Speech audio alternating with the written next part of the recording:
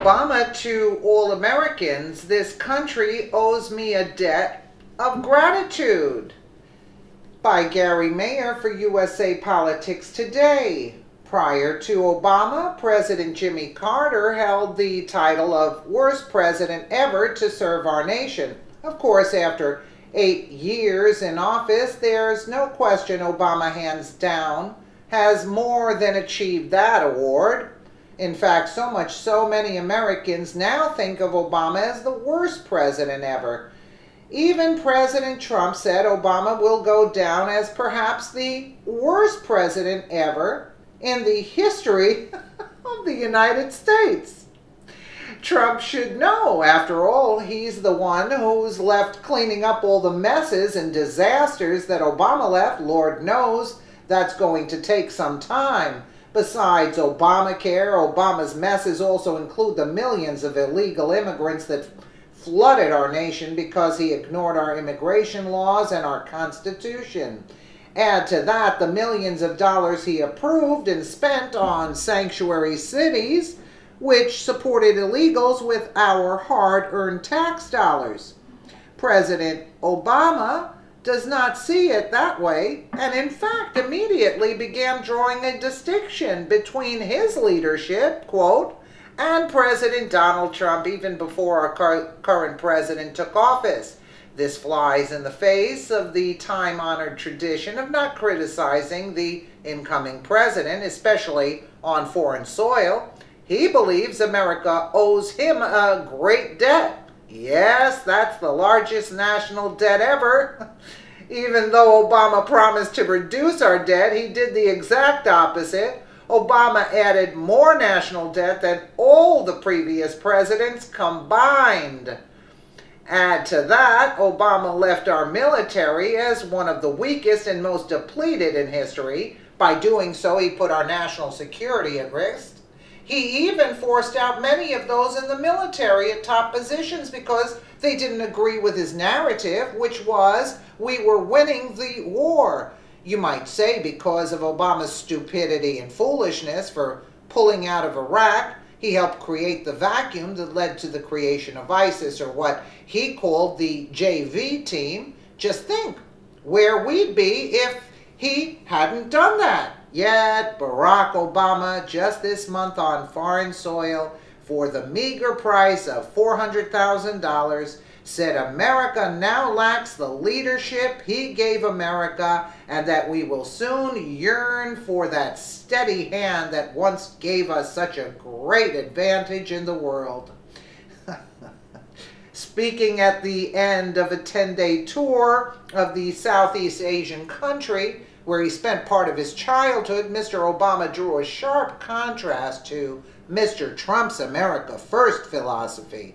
Without mentioning his successor by name, he called for nations to come together to confront global challenges like terrorism and climate change, and he cautioned against an aggressive kind of nationalism creeping into politics. The challenges of our times, whether it's economic inequality, changing climate, terrorism, mass migration, these are real challenges and we're going to have to confront them together.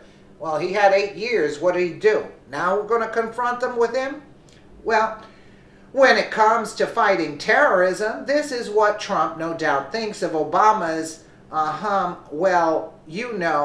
Oh, and let's not forget that another title Obama had was the food stamp president.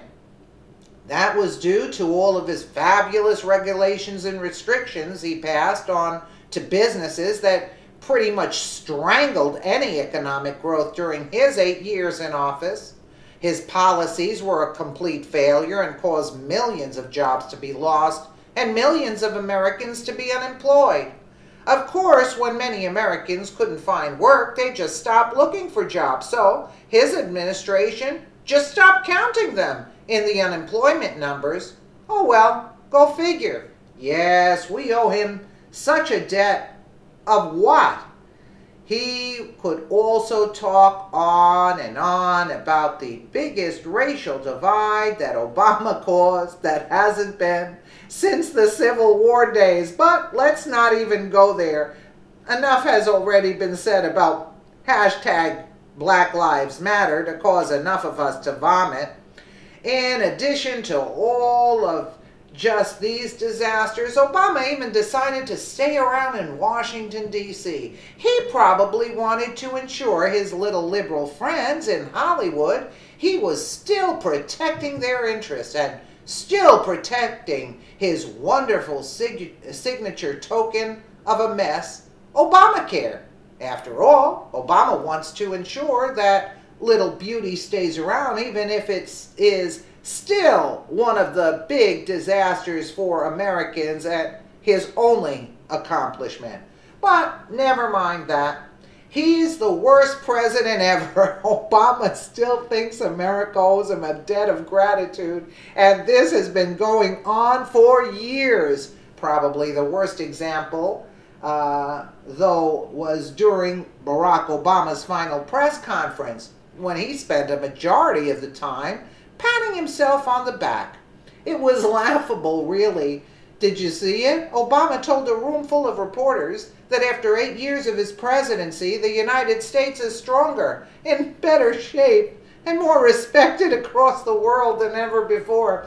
Here's my favorite quote. Almost every country on earth sees America as stronger and more respected today than they did 8 years ago. Really, Obama?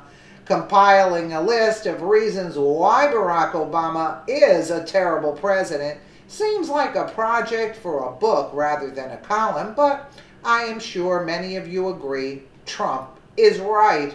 Obama will undoubtedly go down as the worst president ever in American history. He hated America, so what he's talking about is beyond me. He actually hated America. Let me know what you guys think in the comments below, and again, thank you so much for watching.